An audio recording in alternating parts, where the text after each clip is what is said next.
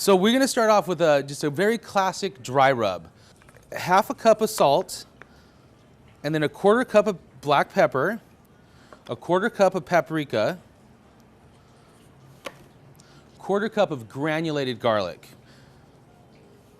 and then a quarter cup of Italian seasoning mix. So I'm just gonna mix this up here with my finger. We do one of these for our French dips almost every day. I like to pull the chain off. The chain is kind of an unedible part. For your home use, you really don't want it there.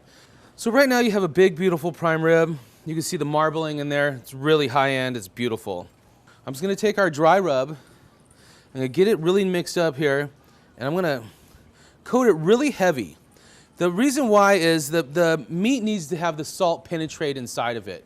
So you think it's gonna be too much, but it's not. It's just gonna have a really nice crunchy crust. So here we go. We got it almost all in there, and I just like to push that in there a little bit. And always don't forget the sides. Go come back over here. I pulled this prime rib out about 2 hours ago.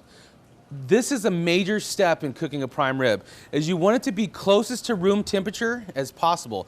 You don't want it to be 34 degrees like a refrigerator, because it takes that much longer time for it to cook internally. So what we're gonna do is cook this at a high temperature for about 20 minutes. Get a nice big crust, the fat's gonna bubble, sear, put in all these herbs and spices, and then we're gonna turn it down and just let it sit.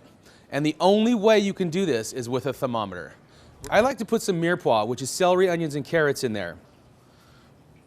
So I'm gonna put that right in there. I put the chain back in here to get some fat in there, and then we're gonna have that, it's got some edible parts on there. It's just not a great serving piece on the table. So right now we're gonna go in the kitchen and put this in an oven. So what I got, I'm in the kitchen now and I have my prime rib. I'm putting it in the oven.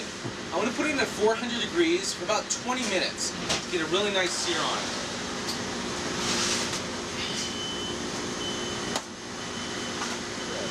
So I did pull it out at 114 degrees.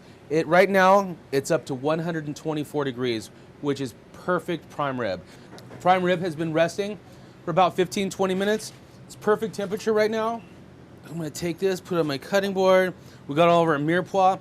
Now this time, if you're gonna do some popovers or Yorkshire pudding, this is the time you use this. You got the great sauce in here. So let's go ahead and take our first slice. Look at that, guys.